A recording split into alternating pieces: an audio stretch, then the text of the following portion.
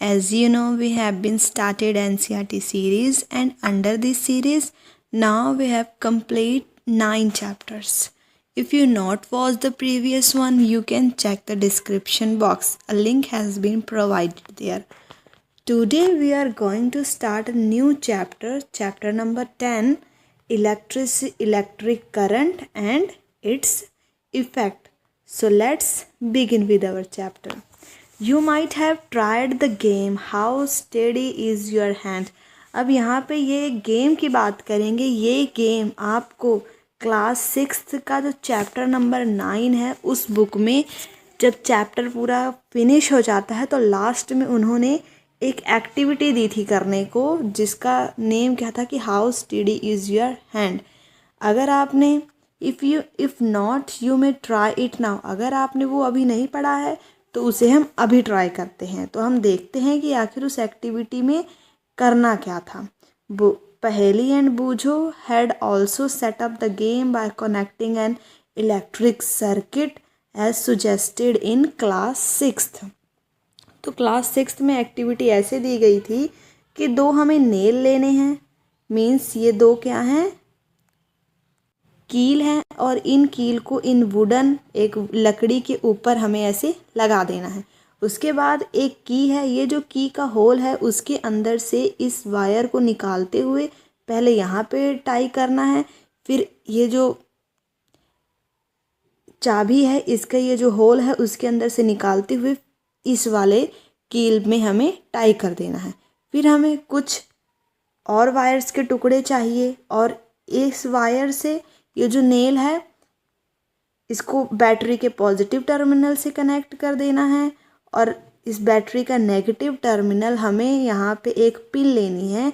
ये जो पिन है एक की तरह यहाँ पे काम कर रही होगी. ठीक है, इस सर्किट को कंप्लीट करने के लिए. तो इस की को एक साइड बैटरी से कनेक्ट करना है और एक साइड हमने क्या करना है, एक बल्ब से कनेक्ट करना है. अब यहाँ पे इंटरेस्टिंग फैक्ट क्या है कि इस बल्ब को डायरेक्टली हमने इस नेल से कनेक्ट नहीं किया है. हमने इस बल्ब को किससे कनेक्ट किया हुआ है, इस की से कनेक्ट किया हुआ है. तो अब इस गेम में करना क्या होगा, जैसे आपने इस तरह की गेम कई बार सुनी होगी कि क्या करना है, ये जो की है अपने फ्रेंड को कहना है कि इस की को इस वायर से एक साइड की रखी हुई है, इस की को इस वायर से ऐसे पास करके दूसरी साइड लेकर जाना है और ये देखना है कि किसका हैंड कितना स्टेडी है. मतलब कि जिसका हैंड मतलब हिलेगा नहीं तो फिर वो क्या करेगा, बिना इस वायर को टच कराए इस की को दूसरी साइड ले जाएगा तो वो क्या हो जाएगा, विनर हो जाएगा. और अगर, क्योंकि हमें पता है ये जो की है किसके साथ कनेक्ट की हुई है, वायर के साथ, तो अगर ये की गलती से भी इस वायर से टच हो गई तो ये बल्ब क्या कर जाएगी, ग्लो कर जाएगी. और अगर जिस भी पर्सन के बारी ये बल्ब ग्लो कर गई तो वो पर्सन क्या हो जाएगा, हार जाएगा. क्योंकि हमें पता है अगर ये की का होल इस वायर से कनेक्ट हो गया तो ये पूरा जो सर्किट है वो क्या हो जाएगा, कंप्लीट हो जाएगा और उस टाइम पे ये बल्ब क्या कर जाएगी, ग्लो कर जाएगी. तो यही गेम है जो आपको क्लास 6 के बुक में लास्ट में आपको सजेस्ट किया हुआ था. They had lot of fun trying it out with their families. अब उन्हें जो बूझो और पहेली हैं उन्हें बहुत ही ज़्यादा मज़ा आया जब उन्होंने ये एक्टिविटी को अपनी फैमिली और अपने फ्रेंड के साथ क्या किया, ट्राई किया. They enjoyed it so much that they decide to suggest it to the cousins. अब उन्हें ये इतनी पसंद आई कि उन्होंने सोचा कि जो कज़न हमारे हमसे दूर रहते हैं, डिफरेंट टाउन्स में रहते हैं, हम उनको भी ये गेम सुजेस्ट करते हैं. इसीलिए पहेली ने क्या किया, इसका एक ड्राइंग बनाया showing how to various electric components were to be connected. अब ये जो ड्राइंग आपको दिख रही है ना, ये बेसिकली किसने बनाया, पहेली ने बनाया है. किसके लिए, ताकि वो अपने कज़न्स को भेज सके और वो भी इस गेम को ट्राई कर सके. तो यहाँ पे can you draw this circuit conveniently, it made Boojho wonder if there was an easier way to represent these electric components. अब हमें पता है, अब यहाँ पे पहेली ने तो कितनी अच्छी ड्राइंग बना ली है, कितना अच्छा सा यहाँ पे सेल बना लिया है, की दिखा दी है, बल्ब दिखा दी है, पर जो बूझो है उसकी ड्राइंग इतनी अच्छी नहीं है. वो सोच रहा है क्या यहाँ पे कोई और वे हो सकता है कि हम इस ड्राइंग को, ये जो सर्किट यहाँ पे दिखाया गया है, इसको हम किसी तरह इजी वे से दिखा सके कि हाँ समझने वाले को समझ भी आ जाए और हमारा काम भी आसान हो जाए। तो ये जो बूझो ने पूछा है इसी से रिलेटेड हमारा नेक्स्ट टॉपिक है, जो हमें क्या बताएगा, सिंबल्स ऑफ इलेक्ट्रिक कंपोनेंट्स। इसमें हम देखेंगे इलेक्ट्रिक कंपोनेंट्स के क्या क्या सिंबल हो सकते हैं। Some common electric components can be represented by symbol. कुछ कंपोनेंट्स हैं इलेक्ट्रिक कंपोनेंट्स के देखो इलेक्ट्रिक कंपोनेंट्स को कुछ सिंबल्स में रिप्रेजेंट किया जा सकता है, जैसे कि in table 10.1 some electric components and their symbols are shown. अब यहाँ पे एक टेबल दिया गया है 10.1। इस टेबल में इन्होंने सिंबल्स बताए हैं, जैसे कि फर्स्ट क्या है, electric cell. Basically electric cell तो ऐसा होता है, पर अगर हमें इसे किसी सिंबल में दिखाना है तो इसका सिंबल क्या दिखाया हुआ है, इस तरह। पहले एक लाइन ड्रॉ करनी है, एक पतली लाइन ड्रॉ करनी है, फिर एक छोटी और थिक लाइन ड्रॉ करनी है। तो ये किसका सिंबल हो जाएगा, बैटरी का सिंबल हो जाएगा। नेक्स्ट किसका सिंबल दिया हुआ है सेकंड नंबर पे, इलेक्ट्रिक बल्ब। अब इलेक्ट्रिक बल्ब का सिंबल यहाँ पे देखो सिर्फ ऐसे करके ऐसे किया हुआ है और ये इस तरह किया हुआ है। अगर सिर्फ इस तरह दिखाया है तो फिर इसका मतलब क्या है कि बल्ब ग्लो नहीं कर रहा है। अगर मैं इसी तरह बना के इस तरह करके अगर इसके ऊपर इस तरह से शो कर दूँ, इट मीन्स ये किसका साइन हो जाएगा कि बल्ब ग्लो कर रहा है। दो सिंबल हो गए। नेक्स्ट क्या है, स्विच इज़ ऑन। हमने इसको किस तरह पिन को माना था, स्विच की तरह माना था। तो अगर हम इसे दिखाना स्विच ऑन है तो ये पिन है, ये क्या हो जाएगा, स्विच ऑन है। मीन्स ये जो स्विच है दोनों साइड सर्किट के साथ कनेक्ट करी हुई है। अगर स्विच ऑफ है तब हम क्या करेंगे, ये स्विच है, ये जो सेकंड सर्किट है उसके साथ ये कनेक्ट नहीं है, तब ये क्या हो जाएगा कि यहाँ पर जो स्विच है वो क्या है, ऑफ है। जैसे आप यहाँ भी देख सकते हैं कि यहाँ पे क्या दिखाया हुआ है, इस साइड से एक कनेक्शन है, इस साइड से दूसरा कनेक्शन है। कोई भी सर्किट कंप्लीट कब होगा, जब स्विच हमारा ऑन होगा।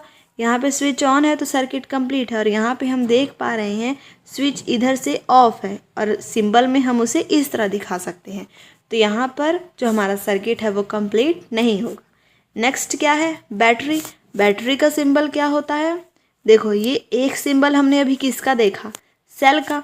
अगर हम सेल को इस तरह कर दें तो फिर ये किसका सिंबल हो जाएगा, एक से ज़्यादा सेल को अगर हम रिप्रेजेंट कर दें तो ये किसका सिंबल हो जाएगा, बैटरी का। अब यहाँ पे हमने दो सेल के सिंबल क्यों बनाए हैं, क्योंकि यहाँ पे इस फिगर में हमें दो बैटरी दिखाई हुई हैं, तो इसीलिए हमने यहाँ पे दो सेल दिखाए हुए हैं, इसीलिए हमने यहाँ पे दो सेल को आपस में कनेक्ट कर दिया है। तो जब सेल को कनेक्ट करेंगे तो वो क्या बन जाएगी, बैटरी बन जाएगी।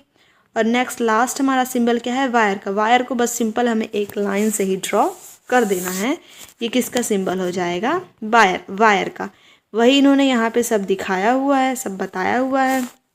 You may come different symbol for these components. Different books में इसके अलग अलग तरह के सिंबल दिए गए होंगे, पर यहाँ पे हम यही सिंबल यूज़ कर रहे हैं। सिंबल्स को हमने ध्यान से देखा। In the symbol of electric sale notice that, अभी जैसे मैंने आपको बताया जो सेल है उसमें एक लाइन तो लॉन्गर है and a shorter but thicker parallel line. एक लाइन तो लॉन्ग है और दूसरी क्या है, छोटी है, पर उससे क्या है, थोड़ी सी थिक लाइन है। ये किसका सिंबल था, बैटरी का सिंबल था। Do you recall electric cell positive terminal है और नेगेटिव टर्मिनल है। अब यहाँ पे दिख रहा है कि हमें इलेक्ट्रिक सेल जो है इसका एक पॉजिटिव टर्मिनल है और एक नेगेटिव टर्मिनल है। तो जो हमने यहाँ पे सिंबल बनाया है इनमें से पॉजिटिव और नेगेटिव कौन सा होगा, पॉजिटिव हमेशा अच्छी बात होती है, इसीलिए उसे हमें बड़ा लेना है। तो ये जो लॉन्गर लाइन रिप्रेजेंटेशन है ये क्या रिप्रेजेंट करेगा, पॉजिटिव टर्मिनल, और ये जो छोटा है वो क्या रिप्रेजेंट करेगा, नेगेटिव टर्मिनल। जब switch for the switch the on position and off position are represented. हमने देख लिया कि जब ऑन है तब कैसे रिप्रेजेंट करेगा और जब ऑफ है तब कैसे रिप्रेजेंट करेगा। The wire use to connect various component in a circuit are represented by line. अब जैसे यहाँ पे दिख रहे हैं ये भी वायर है, ये भी वायर, इन सब को हम सिर्फ एक लाइन से ही रिप्रेजेंट कर सकते हैं। In table 10.1 a battery and its symbol are also shown. हमने देखा कि बैटरी का सिंबल हमें दिख रहा है। तो बैटरी क्या होगी, अब मैंने आपको बताया बैटरी क्या है। जब हम सेल्स को आपस में कनेक्ट कर दे रहे हैं तो वही क्या बना रही है, हम बैटरी बना रही है। तो बैटरी क्या होगी, connection of cells. For some of the activity you may need more than one cell. अब हमें पता है जैसे इस एक्टिविटी में हमें सिर्फ एक ही सेल चाहिए। जब सेल अकेला एक हो तो उसको हम क्या कहेंगे, एक सेल। पर अगर एक से ज़्यादा सेल कनेक्ट कर जाएंगे सीरीज़ में या फिर साइड बाय साइड, तब हम उसे क्या कहेंगे, बैटरी। ओके, तब हम उसे क्या कहते हैं, बैटरी कहते हैं। सो वी कनेक्ट टू और मोर सेल्स टुगेदर। जैसे कि यहाँ पे 10.2 फिगर में दिखाया हुआ है कि हम एक से ज़्यादा सेल्स को कनेक्ट कर सकते हैं। Notice that the positive terminal of one cell is connected to the negative terminal of the next cell. Such a combination of two or more cell is called a battery. अब हमें यहाँ पे क्या दिख रहा है इस फिगर में, अगर हम ध्यान से देखें तो ये जो नेगेटिव है ये पॉजिटिव, मतलब नेगेटिव टर्मिनल पॉजिटिव से कनेक्ट है, या फिर हम ये कह सकते हैं कि पॉजिटिव टर्मिनल नेगेटिव से कनेक्ट है, मीन्स ऑपोजिट टर्मिनल्स को ही कनेक्ट करना है। और ये जो कॉम्बिनेशन है एक से दो से ज़्यादा सेल्स का, उसे ही क्या कहा जाता है, बैटरी कहा जाता है। Many devices such as torch, transistors, हमें पता है जो टॉर्च हो गए, रिमोट हो गए, इन सभी में हम क्या यूज़ करते हैं, बैटरी यूज़ करते हैं। क्योंकि अगर आपके घर में रिमोट है तो आपने देखा होगा कि कैसे रिमोट के जो पीछे होता है हम बेसिकली 2 सेल लगाते हैं। अब सेल एक से ज़्यादा लगा है तो हम उसे क्या कहेंगे, बैटरी कहेंगे। However, in some of these devices, electric cells are not placed one after the other. अब हमें पता है जो हमारे घर में रिमोट वगैरह होते हैं बेसिकली उनमें इस तरह सेल नहीं प्लेस किया जाता है। उसमें किस तरह सेल प्लेस किया जाता है, इस तरह साइड बाय साइड। वहाँ पे जो सेल प्लेस करते हैं वो हम साइड बाय साइड प्लेस करते हैं। Then how are the terminals of the cell connected? अगर side by side cell placed हैं, हमने अभी देखा अगर इस तरफ सेल प्लेस्ड हैं तो पॉजिटिव नेगेटिव पॉजिटिव नेगेटिव, तब तो ये कनेक्ट हो जाएंगी। पर अगर साइड बाय साइड हैं, ये पॉजिटिव नेगेटिव यहाँ पे इस तरह हैं, तो फिर इनके बीच में कैसे कनेक्शन बनेगा। लुक, इसके लिए हम क्या करते हैं, look carefully inside the battery compartment of any device. इसके लिए अगर हम किसी बैटरी के अंदर देखेंगे तो हमें क्या दिखेगा, there is usually a thick wire or metal strip connecting the positive terminal of one cell to the negative terminal of the next cell. जैसे इन्होंने फिगर 10.3 में दिखाया है, जो बैटरी अगर पूरी इकट्ठी बैटरी कोई बनी हुई है तो वहाँ पे क्या होता है, एक अगर साइड बाय साइड हैं तो वहाँ पे क्या होगा, एक थिक वायर होगी जो क्या कर रही होगी, कनेक्ट कर रही होगी इस पॉजिटिव टर्मिनल को इसके नेगेटिव टर्मिनल के साथ। Next, in order to help you to place the cell correctly in the battery. आपने देखा होगा कि अगर आपके जो रिमोट है उसमें बेसिकली पॉजिटिव और नेगेटिव सिंबल्स बने रहते हैं कि हमें जो सेल है उसे कैसे प्लेस करना है ताकि वो एक बैटरी की तरह काम कर सके। How can we connect the cell to prepare battery for ever activity. अगर हमें कोई एक्टिविटी करनी है तो हम क्या कैसे खुद बैटरी बना सकते हैं सेल्स का यूज़ करके। You may make cell holder as shown in figure 10.4 using a wooden block, 2 iron strips and rubber band. It is necessary that rubber band hold the metal strip tightly. अब इसके लिए अगर हमें अपने आप बनाना है तो फिर हम क्या कर सकते हैं, जैसे इन्होंने इस फिगर में दिखाया हुआ है, हम एक वुडन ब्लॉक का यूज़ करके आयरन का ये जो क्या दिए हुए हैं, आयरन स्ट्रिप्स दिए हुए हैं, और ये क्या है, रबर बैंड है, और ये वायर्स, इन सब का यूज़ करके हम अपने घर में सेल होल्डर बना सकते हैं। You could buy cell holder from the market for making battery of 2 or more electric cell. अब जैसे इन्होंने यहाँ पे क्या दिखाया हुआ है, हम इस तरह का सेल होल्डर मार्केट से भी बाय कर सकते हैं। Place the cell in them properly such that the positive terminal of one cell is connected to the negative terminal of the another cell। हमें इसको इस तरह कनेक्ट करना है कि जो पॉजिटिव टर्मिनल एक सेल का नेगेटिव दूसरे सेल के नेगेटिव टर्मिनल के साथ कनेक्ट हो जाए। Connect a piece of wire each of 2 metal strips on the cell holder as shown in figure 10.5। your battery is ready for use। अब यहाँ पे हमें क्या दिख रहा है, ये जो मेटल के स्ट्रिप्स हैं, जैसे यहाँ पे मेटल के स्ट्रिप्स ये हैं, पर अगर हम कोई मार्केट से लेके आए हैं वहाँ पे मेटल के स्ट्रिप्स ये रहेंगे, तो इनमें हमें अपनी एक्टिविटी करने के लिए इस बैटरी को क्या कर देंगे, हम यहाँ पे ये वायर्स कनेक्ट कर देंगे, इस सेल होल्डर के साइड भी और इस सेल होल्डर के साइड भी। तो हमारी बैटरी रेडी हो जाएगी यूज़ करने के लिए। The symbol used for representing a battery is shown in.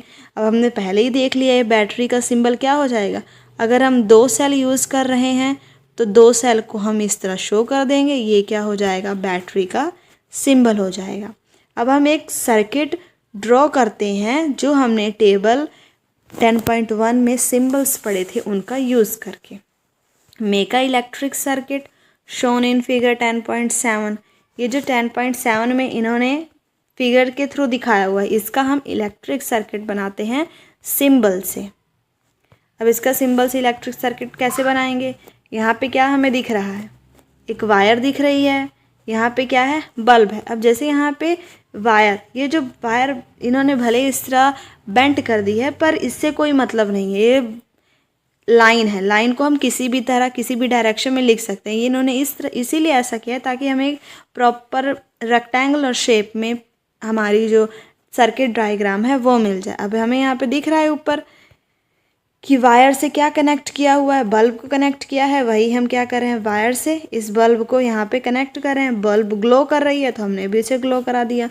फिर ये जो बल्ब है दोबारा और किससे कनेक्ट है, इस जो हमारी स्विच है उससे कनेक्ट करी हुई है। उसके बाद ये जो बल्ब है इस साइड दूसरी तरफ किससे कनेक्ट है, एक सेल से कनेक्ट है, तो यहाँ भी हम सेल का एक सिंबल बना देंगे।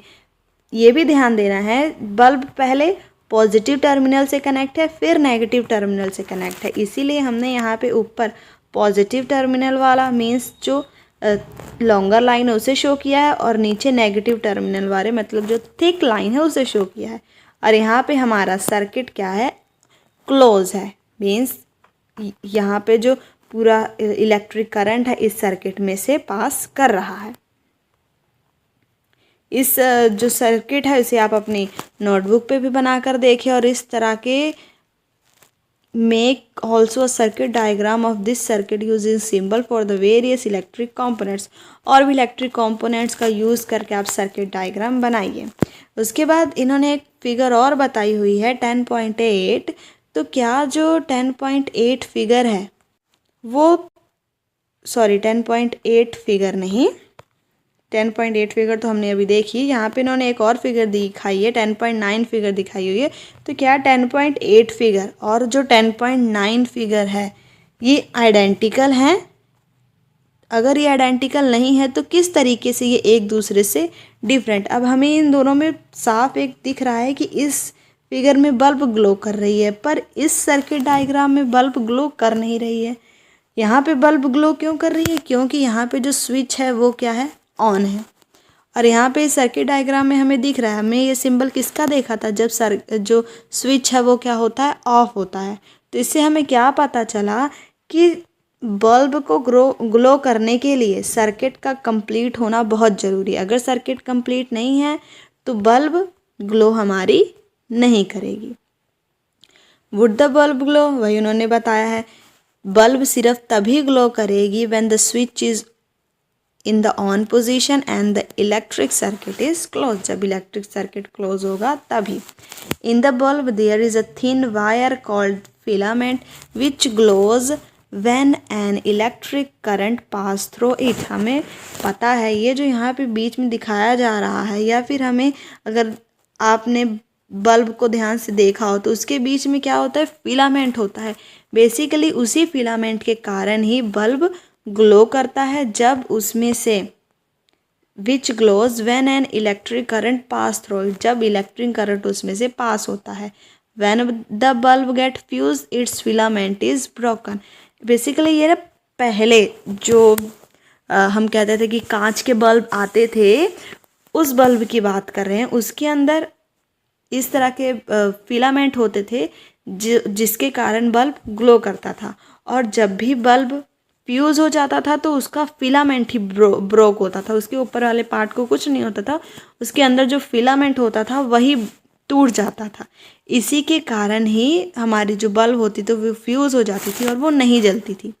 If the filament of bulb is broken would the circuit be incomplete. अब हम कह सकते हैं कि सर्किट इनकम्प्लीट हो जाता था। यस,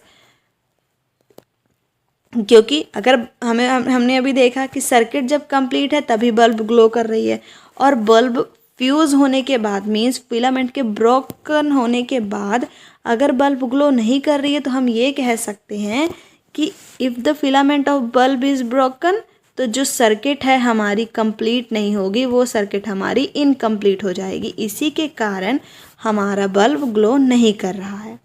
उसके बाद यहाँ पे एक पॉइंट दिया हुआ है, जो पहले के बल्ब होते थे वो जब भी ग्लो करते थे वो वार्म हो जाते थे, गर्म हो जाते थे। तो क्या आप बता सकते हैं कि ऐसा क्यों होता है? तो इस क्वेश्चन का आंसर आप ट्राई करना कि आप कमेंट बॉक्स में इससे रिलेटेड जो भी आपके पास इंफॉर्मेशन है आप उसे ज़रूर बताएं। तो चलिए हमारे यहाँ पे जो एक दो छोटे छोटे पॉइंट्स रह गए हम उन्हें डिस्कस कर लेते हैं। नोटिस दैट द की और switch can be placed anywhere in the circuit. अब हमने यहाँ पे देखा ये जो की है, ये जो स्विच है, ये हम इस सर्किट में कहीं भी प्लेस कर सकते हैं। When the switch is in on position, अब हमें पता है जब स्विच ऑन होगा the current flow from positive terminal of battery to the negative terminal is complete. The circuit is set to be closed and current flow throughout the circuit instantly.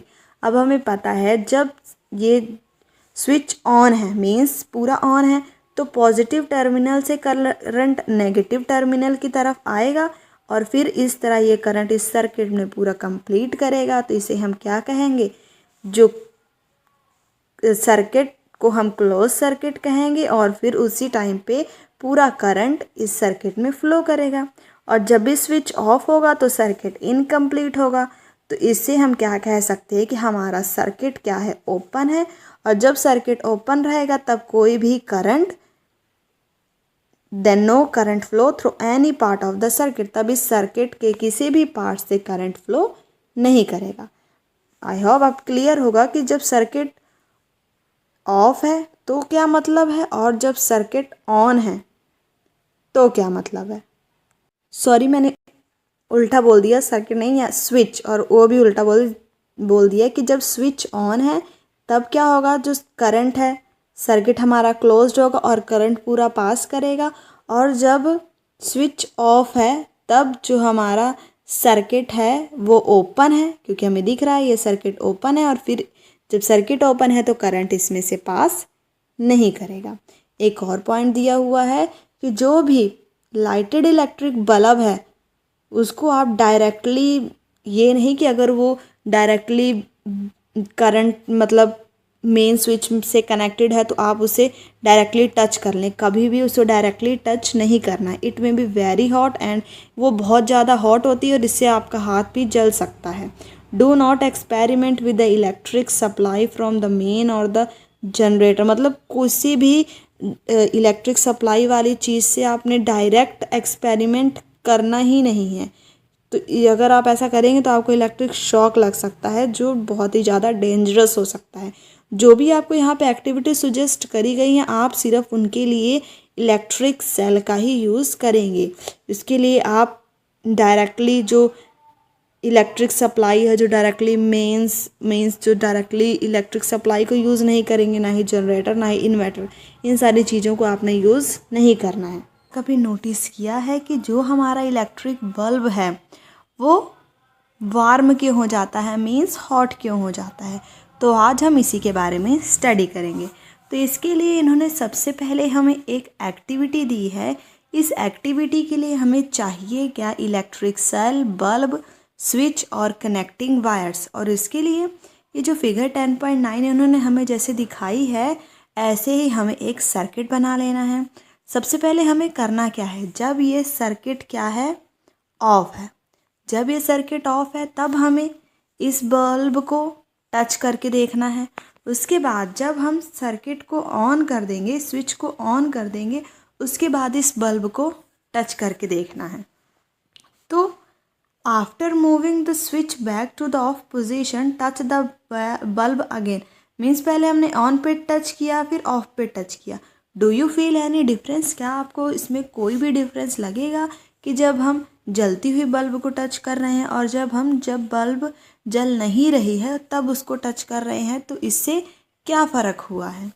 तो इससे क्या होगा, आपने इसको notice तो ज़रूर किया होगा कि जब हम जलती हुई बल्ब को, मीन्स डायरेक्ट तो चलो आप नहीं टच करना, जब बल्ब जला ले उसके बाद जब ये कनेक्शन को दोबारा ऑफ कर दिया तब इसे टच करके देखेंगे तो आपको क्या लगेगा कि ये क्या है, थोड़ी सी हॉट है। और जब बल्ब जली ही नहीं थी तब ये हॉट रहेगी ही नहीं, ये क्या रहेगी, कोल्ड रहेगी। तो इससे हमें क्या पता चला कि जलने के बाद बल्ब क्या हो जा रही है, गर्म हो जा रही है। तो इसको और अच्छे से समझते हैं हम अपनी एक और एक्टिविटी के through.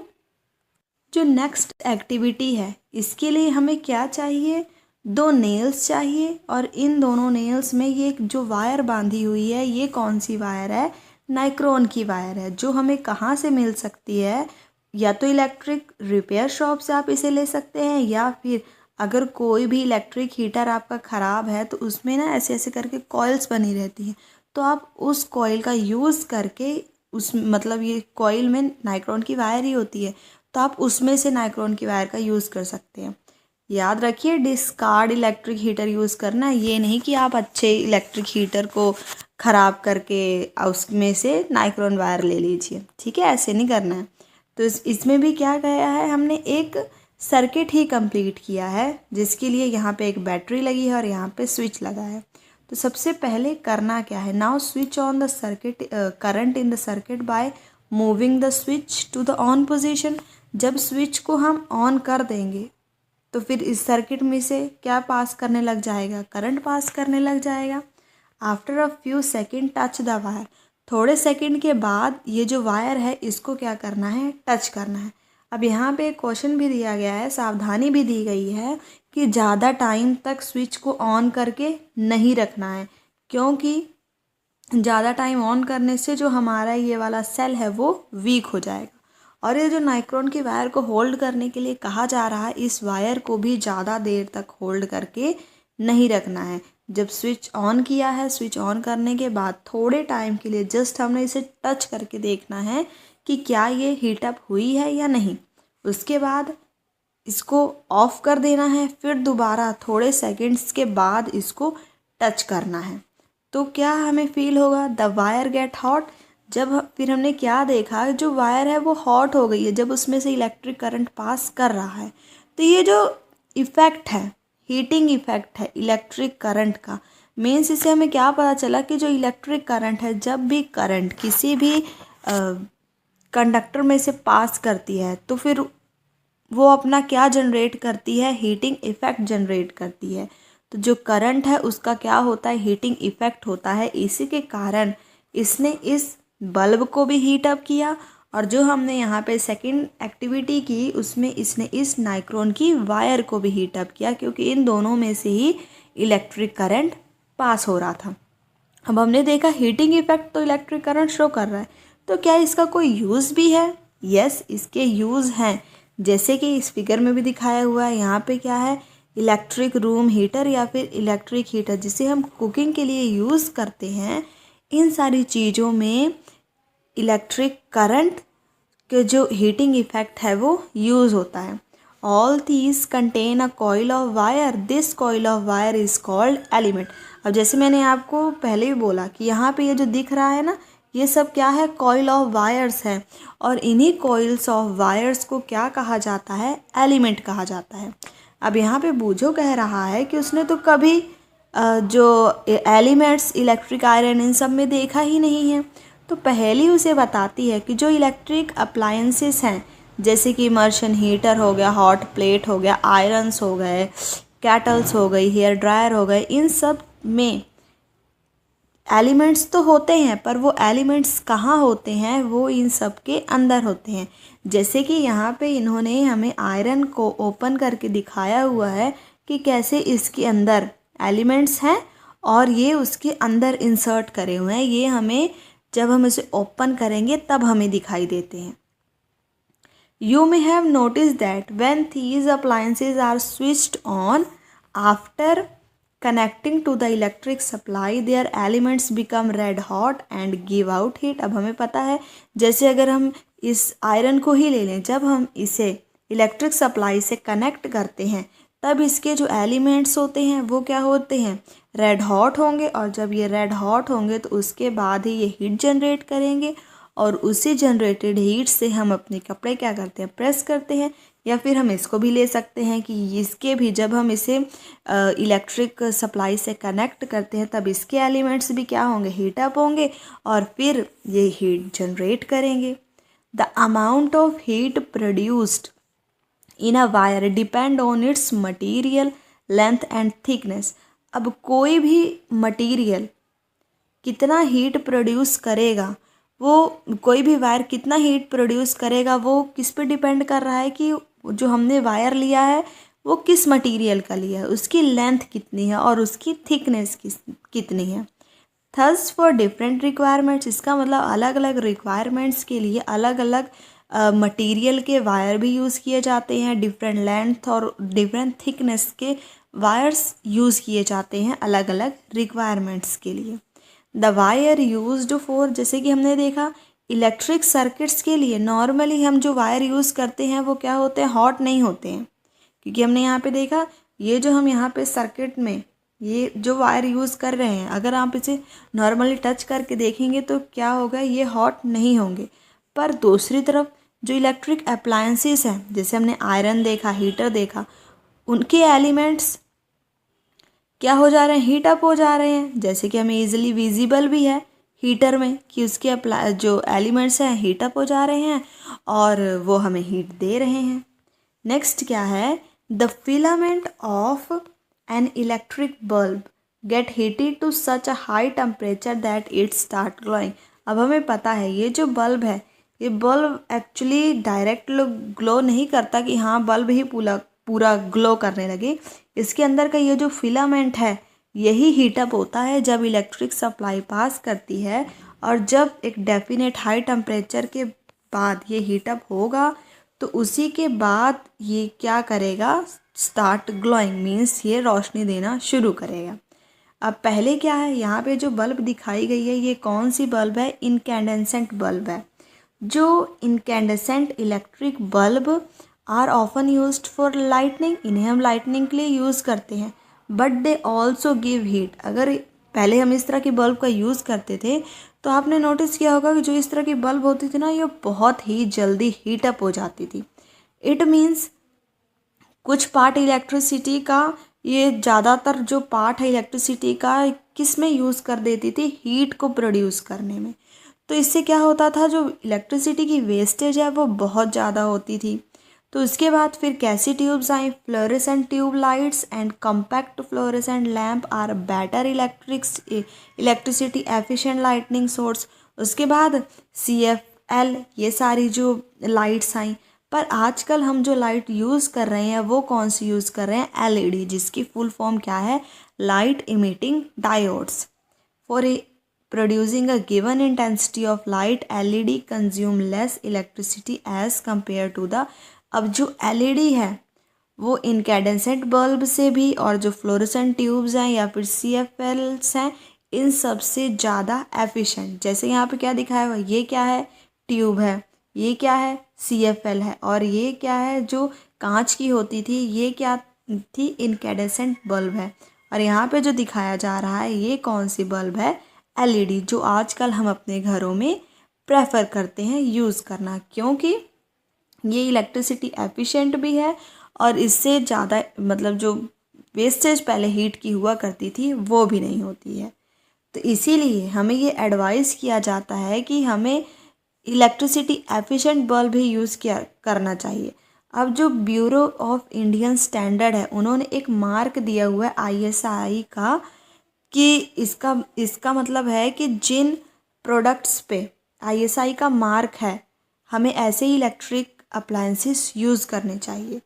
Note, fluorescent tubes and CFLs contain mercury vapours. अब हमें जैसे देखा कि जो ट्यूब्स हैं आखिर ये भी बंद क्यों हो गई, क्योंकि इनमें क्या होता था, मर्करी वेपर्स होते थे जो नेचर के लिए टॉक्सिक होते थे। इसीलिए कि जब ये ख़राब हो जाते थे तो इनका डिस्पोज ऑफ करना थोड़ा मुश्किल होता था और इन्हें हमें सेफली हमें इनको डिस्पोज करना पड़ता था, क्योंकि ये हमारे नेचर के लिए टॉक्सिक थे। इसीलिए ये जो ट्यूब हैं और ये जो CFL है इनका भी यूज़ होना बंद हो गया। आजकल सिर्फ हम कौन सी बल्ब का यूज़ कर रहे हैं, LED बल्ब्स। तो यहाँ पे बेसिकली हमने LED बल्ब्स के फ़ायदे देखे। तो आप कमेंट बॉक्स में सर्च ज़रूर करना कि जो LED बल्ब्स हैं क्या इसके कोई डिसएडवांटेज भी हैं। डिसएडवांटेज आप इसे ज़रूर सर्च करना कि इसके कोई डिसएडवांटेज है। अगर आपको कोई मिले तो कमेंट बॉक्स में ज़रूर बताना। तो ये तो बात हो गई कि हमने क्या स्टडी किया। ये जो इनकैंडेसेंट बल्ब है पहले यो यूज़ करते थे और आजकल हम LED यूज़ करते हैं। नेक्स्ट क्या है, if a large current pass through a wire the wire may become so hot that it may even melt and break. यहाँ पे कहा जा रहा है कि अगर ज़्यादा करंट किसी वायर में से पास हो तो क्या वो मेल्ट होके ब्रेक हो जाती है। तो इस चीज़ को चेक करने के लिए चलो हम एक एक्टिविटी करते हैं कि क्या ऐसा सच में होता भी है। तो यहाँ पे जो नेक्स्ट इन्होंने एक्टिविटी दी है वहाँ पे भी इन्होंने क्या कहा है, जो यहाँ पे हमने 10.3 एक्टिविटी करी थी जिसमें हमने यहाँ पे क्या यूज़ किया था, नाइक्रोन की वायर यूज़ करी थी और यहाँ पे सिंगल एक सेल यूज़ किया था। पर हमें 10.4 एक्टिविटी में क्या कह रहा है कि यहाँ पे हमने कौन सी जो वायर है नाइक्रोन की वायर को छोड़ के हमने कौन सी वायर यूज़ करनी है, स्टील वूल। ये जो स्टील वूल होती है ये हम नॉर्मली यूटेंसिल्स को क्लीन करने के लिए यूज़ करते हैं। अगर आपको नहीं पता, क्योंकि ये थोड़ी लोहे जैसी होती है, अगर आपको नहीं पता तो आप अपनी मम्मी से ज़रूर पूछना, उन्हें पता होगा कि जो यूटेंसिल्स को क्लीन करने के लिए कौन सी जो लोहे की जैसे तार जैसी होती है उसे यूज़ किया जाता है। तो उसी की वायर यहाँ पे ली गई है। If there are any fan, अब इसको एक्टिविटी को करने के लिए हमें क्या करना है, फ़ैन वगैरह सब कुछ स्विच ऑफ कर देना है और यहाँ पे हमें बैटरी चाहिए 4 सेल्स की, क्योंकि हमने देखा था सेल्स को मिला के क्या बन जाता है, बैटरी बन जाता है। तो जब हम देखेंगे यहाँ पे क्या किया है, अब हमने नाइक्रोन वायर की जगह हमने स्टील वूल लगा दिया है और यहाँ पे ये नहीं, यहाँ पे एक सेल की जगह 2 से 3 हमने बैटरी अटैच कर दी है इस तरह। ठीक है, तो इससे जब हम देखेंगे तो इससे हमारा कंक्लूज़न क्या निकलता है, अब हम वो देखते हैं। हम स्ट्रैंड्स ऑफ स्टील वूल को ऑब्जर्व करते हैं, देखते हैं क्या होता है। Does the strand of steel wool melt and break, तो क्या वो मेल्ट होके ब्रेक हो जाएगा। तो यस, इसके जो स्टील वूल्स के वायर हैं वो मेल्ट होके ब्रेक हो जाएगा। Wire made from such special material melt quickly and break when large electric current are passed through them. अब जो वायर, ऐसी वायर जिनमें अगर ज़्यादा इलेक्ट्रिसिटी पास हो, क्योंकि हमने क्या देखा, हमने 3 से 4 सेल मीन्स की बैटरी यूज़ करी, तो इसका मतलब उसमें ज़्यादा इलेक्ट्रिसिटी पास हुई। तो अगर ऐसी वायर जो ज़्यादा इलेक्ट्रिक करंट के पास होने के बाद मेल्ट होकर टूट जाएं तो इन वायर का तो कोई यूज़ ही नहीं होना चाहिए, पर ऐसा नहीं है। इस तरह की वायर्स भी यूज़ होती हैं इलेक्ट्रिक फ्यूज़ बनाने के लिए। अब आपने फ्यूज़ वर्ड तो ज़रूर सुना होगा। तो इससे होता क्या है, in all buildings fuse are inserted in all electric circuits. अब ज़्यादातर जो बिल्डिंग्स हैं उसमें फ्यूज़ इंसर्ट किया जाता है हर एक इलेक्ट्रिक सर्किट्स में। आखिर ये क्यों किया जाता है, तो उसमें फ्यूज़ में एक मैक्सिमम लिमिट सेट की जाती है करंट की, कि जो उस सर्किट में से सेफली फ्लो हो सके।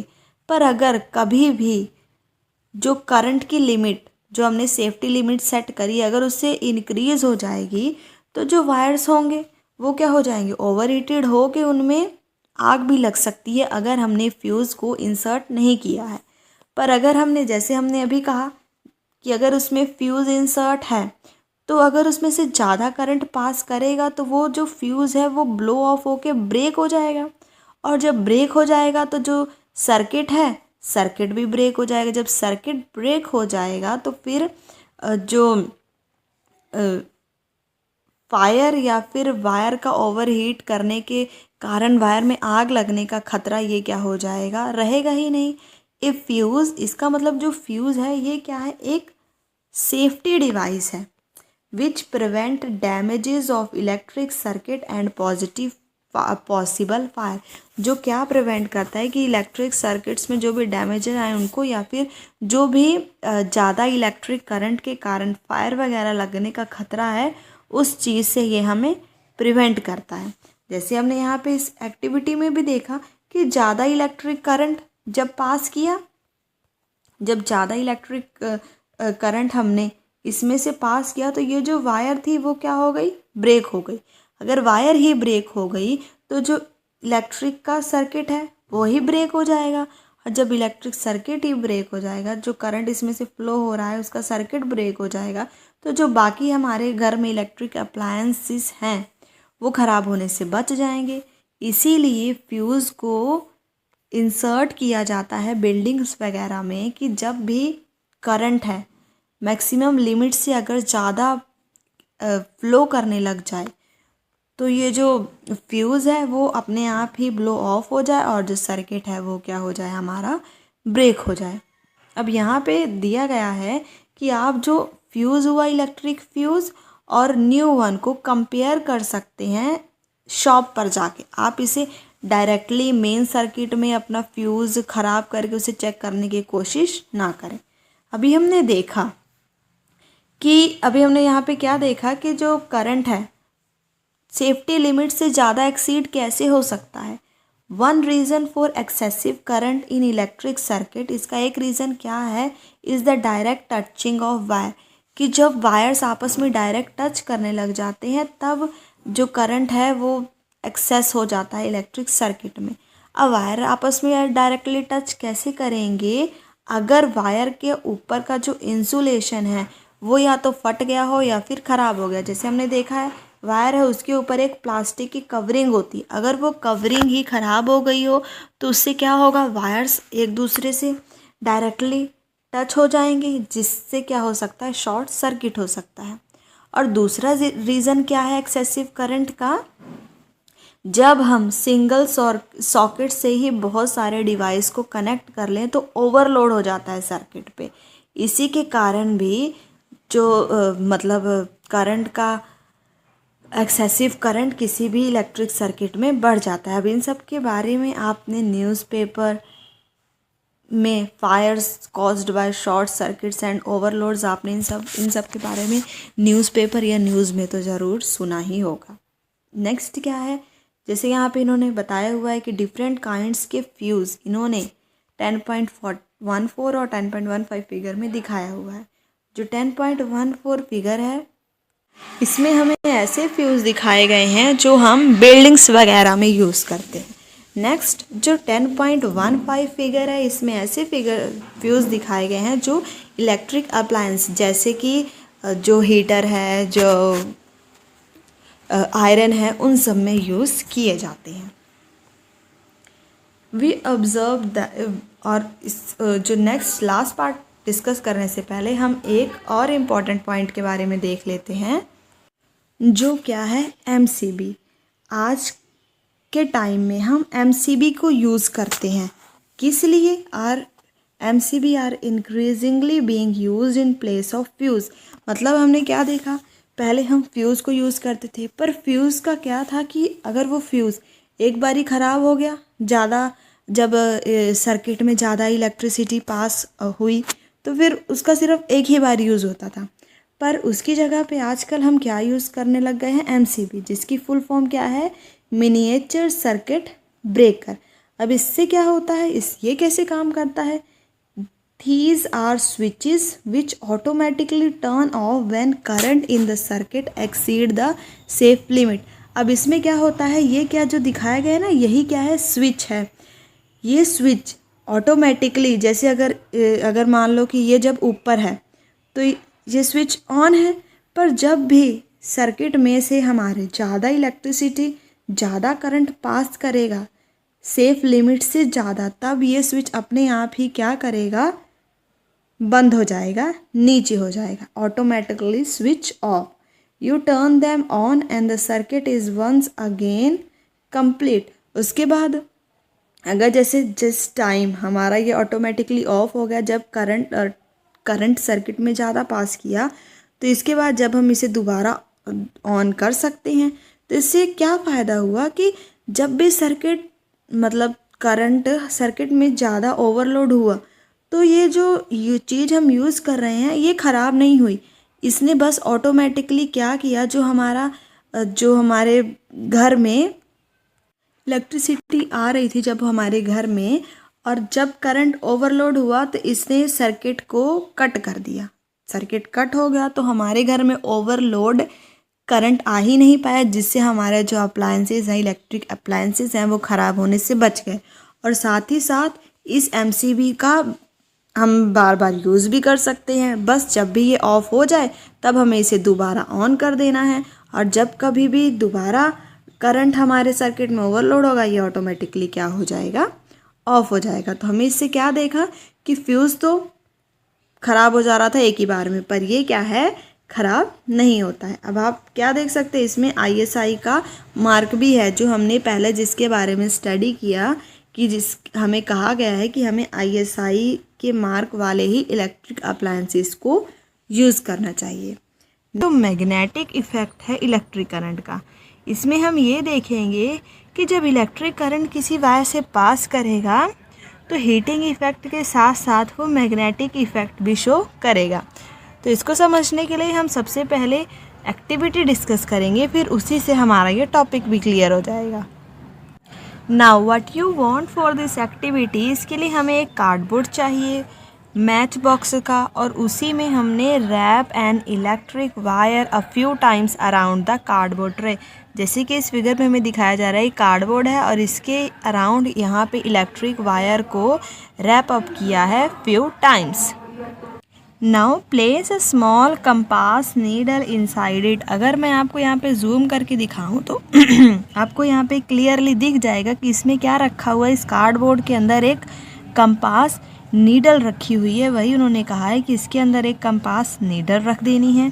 उसके बाद जो इसके फ्री एंड्स हैं इस वायर के, उसको इलेक्ट्रिक सेल और एक स्विच से कनेक्ट कर देना है। जैसे यहाँ पे दिख रहा है, ये क्या है, इसका फ्री एंड है, तो इस फ्री एंड को इलेक्ट्रिक सेल और इस स्विचेस से क्या कर देना है, कनेक्ट कर देना है। Next note the direction. अब ये कंपास है, कंपास की जब हमने इस मैच बॉक्स के अंदर रखा है तो इसकी डायरेक्शन को नोट करना है। फिर इसके पास, अब ये तो हमारे यहाँ पे कंप्लीट होगा। अब इसके बाद हमने क्या करना है, एक बार मैग्नेट इस कंपास नीडल के पास लेकर आना है और फिर हमें देखना है कि क्या होता है। सबसे पहले हम बार मैग्नेट को लेकर आएंगे इसके पास, फिर इस नीडल की डायरेक्शन चेक करेंगे। उसके बाद इस डायरेक्शन को देखने के बाद फिर हम स्विच ऑन कर देंगे। फिर जब स्विच ऑन करेंगे तब हम नीडल की डिफ्लेक्शन देखेंगे, और फिर जब स्विच को ऑफ करेंगे तो फिर नीडल की डिफ्लेक्शन देखेंगे कि क्या वो मूव कर रहा है, और जब ऑफ करने के बाद क्या दोबारा वो अपने इनिशियल पोजीशन पे आ रहा है या नहीं। इस एक्सपेरिमेंट को फ्यू टाइम्स आपने क्या करना है, रिपीट करना है। What does this experiment indicate. अब हम ये देखते हैं कि इस एक्सपेरिमेंट से हमें क्या पता चला। देखिए, इसकी कंक्लूजन को डिस्कस करते हैं। We know that the needle of a compass, हमें पता है जो कंपास की नीडल है वो क्या होती है, एक टीनी मैग्नेट है, और मैग्नेट है तो उसकी डायरेक्शन क्या होगी, नॉर्थ साउथ डायरेक्शन होगी। सबसे पहले यही कहा था ना कि जब कंपास उस कार्डबोर्ड में प्लेस्ड है तो उसकी डायरेक्शन नोट करनी है, तो उसकी डायरेक्शन तो नॉर्थ साउथ डायरेक्शन होगी। व्हेन वी ब्लिंक, जब हम उसके पास मैग्नेट लेके आएंगे तो नीडल क्या होगी, डिफ्लेक्ट करेगी।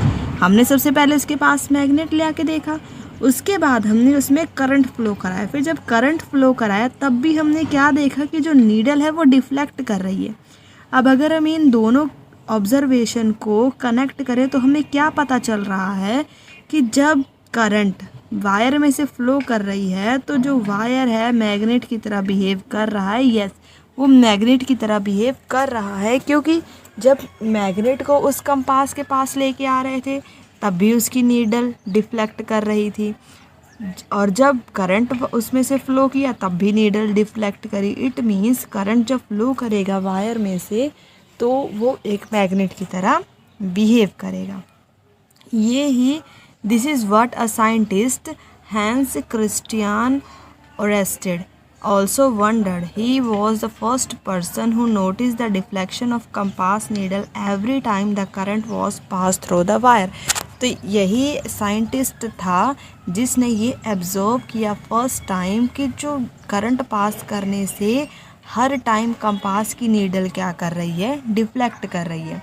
So when electric current pass through a wire it behave like a magnet. तो यही क्या हो जाएगा, मैग्नेटिक इफेक्ट हो जाएगा इलेक्ट्रिक करंट का। अब जो हम मैग्नेट्स देखते हैं जो आयरन नेल्स को अट्रैक्ट करते हैं वो भी कैसे बनाए जाते हैं, इलेक्ट्रिक करंट का यूज़ करके ही बनाए जाते हैं। क्या आपको ये सुन के सरप्राइजिंग लगा कि मैग्नेट भी इलेक्ट्रिक करंट मीन्स करंट का यूज़ करके बनाए जा रहे हैं? Let us try it out. चले हम इसे ट्राई करते हैं। अभी क्या है, हमारा नेक्स्ट टॉपिक है जिसमें हम क्या करेंगे, इलेक्ट्रोमैग्नेट पढ़ेंगे। अब इसमें इलेक्ट्रो का मतलब है इलेक्ट्रिसिटी और मैग्नेट का मतलब मैग्नेट, कि जो मैग्नेट इलेक्ट्रिसिटी से बनाए जाते हैं उसे हम क्या कहते हैं, इलेक्ट्रोमैग्नेट कहते हैं। अब इसको समझने के लिए हम एक एक्टिविटी डिस्कस करते हैं। इसके लिए हमें क्या चाहिए, 75 centimetre long piece of insulated flexible wire. Insulated का मतलब कि उसके ऊपर कवरिंग होनी चाहिए, प्लास्टिक या फिर क्लॉथ, इन सब की कवरिंग होनी चाहिए। ऐसी वायर हमें लेनी है और कुछ आयरन नेल्स लेने हैं about 6 to 10 centimetre long. Wind the wire tightly around the nail in the form of a coil. Connect the free ends of the wire to the terminal. अब इस फिगर में हमें देखें तो क्लियरली समझ आएगा कि ये क्या है, ये एक नेल है और इसी नेल के अराउंड ये इंसुलेटेड वायर को कॉइल किया हुआ है, और इसके जो फ्री एंड्स हैं एक तरफ एक स्विच से कनेक्ट किया हुआ है और एक फ्री एंड को इस सेल से कनेक्ट किया हुआ है। प्लेस सम पिंस ऑन और near the ends of the nail. Now switch on the current, what happen. अब हमें यहाँ पे नीचे दिख रहा है कि इस जो आयरन नेल्स है उसके नीचे क्या रखे हुए हैं, कुछ पिंस रखे हुए हैं, और पिंस रखने के बाद हम करंट को स्विच ऑन कर देंगे तो फिर क्या देखेंगे कि क्या जो पिन है नेल के टिप के साथ अटैच हो रहे हैं जब हमने करंट ऑन किया है, और जब हम करंट ऑफ कर रहे हैं तो क्या जो पिन उसके साथ अटैच हो रहे थे वो दोबारा नीचे आ गए। The coil in the above activity behave like a magnet when electric current flow through it. अब तो हमने पहले ही स्टडी कर लिया है कि जब भी इलेक्ट्रिक करंट वायर में से फ्लो करता है तो वो किसकी तरह बिहेव करता है, मैग्नेट की। यहाँ पे ये वाला जो कॉइल है वो भी किसकी तरह बिहेव कर रहा है, मैग्नेट की तरह बिहेव कर रहा है। और अगर ये मैग्नेट है तो ये जो पिन है इसको क्या करेगा, अट्रैक्ट करेगा। जब भी इसमें से इलेक्ट्रिक करंट पास करेगा तो वही यहाँ पे हो रहा है। When the electric current is switch off, the coil generally lose its magnetism. जब इसमें से इलेक्ट्रिक करंट पास कर रहा है तभी मैग्नेट की तरह बिहेव कर रहा है और ये इसे अट्रैक्ट कर लेता है। और जब इलेक्ट्रिक करंट इस स्विच ऑफ कर दे रहे हैं तो कॉइल अपना मैग्नेटिज्म लूज़ कर देता है और फिर ये मैग्नेट की तरह बिहेव नहीं करता। तो इसी तरह के कॉइल को हम क्या कहते हैं, इलेक्ट्रोमैग्नेट्स कहते हैं, जिसमें इलेक्ट्रिसिटी पास करने के बाद वो मैग्नेट की तरह बिहेव करने लग जाता है। अब यहाँ पे तो ये वीक मैग्नेट बना क्योंकि इसमें बस थोड़ी सी इलेक्ट्रिसिटी हमने पास कराई। हम जो इलेक्ट्रोमैग्नेट्स हैं बहुत स्ट्रॉन्ग भी बना सकते हैं, जो क्या कर सकते हैं, हैवी लोड्स को अट्रैक्ट करके लिफ्ट कर सकते हैं, एक जगह से दूसरी जगह ले जा सकते हैं। आपने क्लास 6 में जो आपका चैप्टर नंबर 10 है उसमें आपने क्रेन के बारे में पढ़ा था, तो अगर आपको याद होगा कि उस क्रेन में भी क्या करते हैं, एक स्ट्रॉन्ग इलेक्ट्रोमैग्नेट अटैच होता है, जिस इलेक्ट्रोमैग्नेट्स का यूज़ करके जंग में से मैग्नेटिक मटेरियल्स को क्या किया जाता है, सेपरेट किया जाता है। तो वो जो क्रेन होते हैं वो कैसे होते हैं, ये क्या है, क्रेन है। तो यही चीज़ इलेक्ट्रोमैग्नेट की बनी होती है, यहाँ पे गार्बेज पड़ा हुआ, तो इस गार्बेज में से ये जो भी आयरन वाले जंक मटेरियल होंगे उनको क्या कर लेगा, कलेक्ट कर लेगा और उनको इस जंक से क्या कर लेगा, सेपरेट कर लेगा। तो इसी तरह इसी से ही अब जो क्रेन होते हैं उनके आगे इलेक्ट्रोमैग्नेट्स अटैच होते हैं, मींस इलेक्ट्रिसिटी से बनाए हुए मैग्नेट रहते हैं जो क्या होते हैं, बहुत ही ज़्यादा स्ट्रॉन्ग होते हैं। अब डॉक्टर भी कुछ टीनी इलेक्ट्रोमैग्नेट्स का यूज़ करते हैं, किस लिए, ताकि जो भी मैग्नेटिक मटेरियल एक्सीडेंटली हमारी आइज़ में फॉल कर जाता है उनको हमारी आइज़ से निकाल सके। Many toys also have electromagnets inside them. अब कुछ टॉयज़ भी होते हैं जिनके अंदर क्या होता है, इलेक्ट्रोमैग्नेट्स उनके अंदर रहते हैं। तो electric bell. So let's start our chapter. We are quite familiar with the electric bell. It has an electromagnet in it. अब आप इलेक्ट्रिक बेल से तो फैमिलियर होंगे ही, आप जानते ही होंगे कि इलेक्ट्रिक बेल्स होती क्या है। जैसे आपने देखा होगा कि हमारे घरों के बाहर में कई लोग क्या लगा लेते हैं, इलेक्ट्रिक बेल लगा लेते हैं। फिर जब उसका स्विच ऑन किया जाता है तभी वो बेल रिंग करती है। तो इसके अंदर होता क्या है, बेसिकली एक इलेक्ट्रोमैग्नेट होता है। तो इस लेक्चर में हम यही देखेंगे कि कैसे ये वर्क करती है इलेक्ट्रिक बेल। फिगर 10.20 में हमें क्या दिखाया गया है, इलेक्ट्रिक बेल का सर्किट दिखाया गया है। जैसे कि आप यहाँ देख सकते हैं, ये क्या है, एक इलेक्ट्रिक बेल का सर्किट दिखाया गया है। इसमें क्या है, coil of wire bound on iron strip. अब ये जो हमें दिख रही है ये क्या है, आयरन पीस है, इसी के ऊपर कॉइल ऑफ वायर, मतलब कि वायर को कॉइल किया गया है, इसके ऊपर पूरा बाउंड किया गया है। फिर यही जो कॉइल है जो आयरन पीस के ऊपर जब हमने वायर को कॉइल कर दिया है तब ये किसकी तरह एक्ट करती है, एक इलेक्ट्रोमैग्नेट की तरह। जब हम इसके ऊपर स्ट्रिप वायर को बाउंड कर देते हैं तो ये एक इलेक्ट्रोमैग्नेट की तरह एक्ट करने लग जाती है।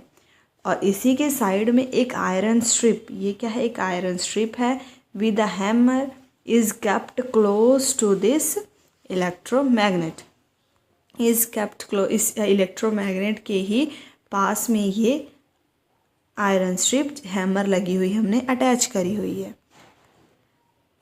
There is a contact screw near the iron strip. अभी हमने क्या देखा, ये तो आयरन स्ट्रिप है, इसी आयरन स्ट्रिप के बगल में ये क्या है, कॉन्टैक्ट स्क्रू है।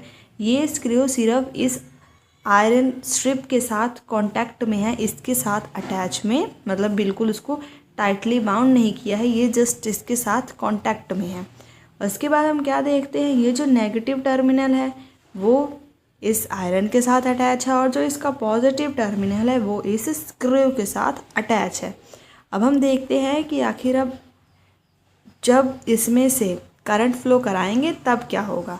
When the iron strip is in contact with the screw, जब जो आयरन स्ट्रिप है वो स्क्रू के साथ कॉन्टैक्ट में रहेगी और करंट फ्लो करेगा कॉइल में से, तो कॉइल किसकी तरह बिहेव करेगा, इलेक्ट्रोमैग्नेट की तरह। अब हमने क्या है, ये क्या है, एक स्विच है। जब स्विच को हम क्या कर देंगे, ऑन कर देंगे, तो यहाँ से ये नेगेटिव टू पॉजिटिव पूरा सर्किट क्या हो जाएगा, कंप्लीट हो जाएगा। जब सर्किट कंप्लीट होगा तो हमें पता है कि ये जो क्या था इलेक्ट्रोमैग्नेट, वो किसकी तरह बिहेव करेगा, एक मैग्नेट की तरह बिहेव करेगा। क्योंकि इलेक्ट्रिसिटी से मैग्नेट बन रहा है इसीलिए हमने इसे क्या कहा, इलेक्ट्रोमैग्नेट। जब इलेक्ट्रोमैग्नेट की तरह मतलब मैग्नेट की तरह बिहेव करेगा तो ये क्या है, एक आयरन है, तो ये क्या करेगा, इसे अपनी तरफ अट्रैक्ट करेगा। जब ये इसे अपनी तरफ अट्रैक्ट कर रहा होगा तो ये स्क्रू सिर्फ इसके साथ कांटेक्ट में था, ये क्या करेगा, इसकी तरफ अट्रैक्ट हो जाएगा और ये बेल इसके साथ रिंग कर जाएगी। तो जब ये इधर अट्रैक्ट हुआ तब इसका कांटेक्ट स्क्रू के साथ कांटेक्ट ब्रेक हो जाएगा और जब कांटेक्ट ब्रेक हुआ तो हमने क्या देखा, इसी के कारण ही तो सर्किट पूरा कंप्लीट हो रहा था। फिर सर्किट भी ब्रेक हो जाएगा। जब सर्किट ब्रेक हो जाएगा तो हमने देखा है क्योंकि इसमें जब इलेक्ट्रिसिटी पास हो रही है तभी ये मैग्नेट की तरह बिहेव कर रहा है। जब सर्किट ब्रेक हुआ तो इलेक्ट्रिसिटी भी इसके अंदर से पास नहीं करेगी, तो फिर क्या करेगा, ये अपना मैग्नेटिज्म लूज़ कर देगा और ये दोबारा अपनी पोजीशन पे आ जाएगा। फिर जब ये दोबारा अपनी पोजीशन पे आएगा, दोबारा इसके साथ स्क्रू के साथ कांटेक्ट हो जाएगा और फिर अगेन सर्किट पूरा का पूरा कंप्लीट होगा और ये फिर मैग्नेट की तरह बिहेव करके इसे अपनी तरफ अट्रैक्ट करेगा और ये फिर दोबारा इसके साथ रिंग करेगी। तो ये प्रोसेस कंटिन्यू होता रहेगा जब तक ये जो स्विच है वो क्या रहेगा, ऑन रहेगा। अब यही चीज़ उन्होंने यहाँ पर भी समझाई हुई है, तो हम उसे भी पढ़ लेते हैं। इस प्रोसेस में क्या था, hammer at the one end of the strip strike the gong of the bell. देखो उससे पहले हमने क्या देखा, इलेक्ट्रोमैग्नेट बन गया। It then pull the iron strip, हमने देखा ना, इसको अपनी तरफ इसने पुल किया। तो फिर जो गॉन्ग है बेल की, जब इस जो आयरन स्ट्रिप है इससे टकराएगी तो साउंड प्रोड्यूस होगी। However when the electromagnet pull the iron strip, अब हमने देखा कि जब इलेक्ट्रोमैग्नेट ने इसे अपनी तरफ पुल किया, then it also break the circuit, the current through the coil stop flowing. हमने देखा कि जब इसने इसे अपनी तरफ पुल किया तो फिर यहाँ से सर्किट ब्रेक हो गया। तो फिर सर्किट ब्रेक होने से हुआ क्या, जो करंट कॉइल में फ़्लो कर रहा था वो स्टॉप हो गया। अब जब करंट ही इस कॉइल में से फ़्लो होना स्टॉप हो गया तो फिर ये इलेक्ट्रोमैग्नेट नहीं रहेगा। The coil is no longer an electromagnet, it no longer attract था। मतलब जब इलेक्ट्रोमैग्नेट ही नहीं रहा तो वो आयरन स्ट्रिप को अट्रैक्ट नहीं करेगा, तो आयरन स्ट्रिप दोबारा अपनी पोजीशन पे वापस चला जाएगा। और फिर जब दोबारा वो कॉन्टैक्ट स्क्रू को टच करेगा, फिर से सर्किट क्या होगा, कंप्लीट होगा और करंट इस कॉइल से फ़्लो होके दोबारा हैमर स्ट्राइक करेगी गॉन्ग को, क्योंकि जब ये इसे फिर दोबारा क्या कर लेगा, सर्किट कंप्लीट हुआ, दोबारा इसे अट्रैक्ट करेगा, दोबारा ये इसे टच करके साउंड प्रोड्यूस करेगा। फिर again this process is repeated in quick succession. अभी यहाँ पे हमें बोलने में टाइम लग रहा है, पर जैसे ही ये स्विच ऑन रहेगा ये प्रोसेस बहुत ही जल्दी होती है। The hammer strike the gong every time the circuit is completed. ये जो हैमर है हर टाइम इसको स्ट्राइक करेगा जितनी बार भी ये सर्किट क्या होता रहेगा, कंप्लीट होगा। इसी तरह ही जो बेल होती है वो क्या करती है, रिंग करती है जब भी हम स्विच को ऑन करते हैं। सो एक क्विक रिवीजन कर लेते हैं कि इसमें आखिर हुआ क्या है। जब हमने स्विच को ऑन किया तो ये इलेक्ट्रोमैग्नेट की तरह बिहेव किया। इलेक्ट्रोमैग्नेट आयरन को अट्रैक्ट करता है, इसने इसे अट्रैक्ट किया तो फिर ये इसके साथ स्ट्राइक करके साउंड प्रोड्यूस करेगी। जब ये इसे अट्रैक्ट कर रही होगी तो इसके साथ कॉन्टैक्ट टूट जाएगा और सर्किट भी ब्रेक हो जाएगा। सर्किट ब्रेक हुआ तो ये मैग्नेट की तरह बिहेव करना भी बंद हो गया। फिर दोबारा ये वापस अपनी पोजीशन पे आ गया। अगेन इसने इस स्क्रू के साथ टच किया, दोबारा सर्किट कंप्लीट हुआ, दोबारा इसने इसे अट्रैक्ट किया, फिर ये बेल रिंग हुई तो यहाँ से फिर सर्किट इसका यहाँ से ब्रेक हो गया और ये मैग्नेट की तरह बिहेव होना बंद हो के वापस उसी पोजीशन पे आ गई। तो वही हो क्या रहा है, जितनी बार भी हम इस स्विच को ऑन कर रहे हैं दोबारा यही प्रोसेस रिपीट हो रहा है और ये बेल इसके साथ बार बार स्ट्राइक कर करके साउंड प्रोड्यूस कर रही है। तो यहाँ पे फिनिश होता है हमारा ये पूरा चैप्टर, जिसमें हमने बहुत ही अलग अलग तरह की चीज़ों के बारे में बात करी। और आज स्पेशली हमने किसकी बात करी कि जो इलेक्ट्रिक बेल है वो काम कैसे करती है। अब हम एक क्विक रिवीजन कर लेते हैं कि इस पूरे चैप्टर में हमने क्या पढ़ा है। हमने सबसे पहले इलेक्ट्रिक कंपोनेंट्स को सिंबल में रिप्रेजेंट करना देखा। फिर हमने देखा कि जो इलेक्ट्रिक सर्किट है अगर हम उसे सर्किट डायग्राम से बनाते हैं तो हमारे लिए कितना ईजी हो जाता है। नेक्स्ट हमने क्या देखे, कुछ इलेक्ट्रिक करंट के एप्लीकेशंस देखे कि जब इलेक्ट्रिक करंट किसी वायर में से फ्लो करता है तो वो वायर हीटेड हो जाती है। इसे हम क्या कहते हैं, हीटिंग इफेक्ट कहते हैं करंट का। Next, wire made from some special material melt quickly and break when large current are pass through them. हमने देखा कि कुछ ऐसे मटेरियल होते हैं जब उसमें से ज़्यादा करंट पास करता है तो वो ब्रेक और मेल्ट कर जाते हैं।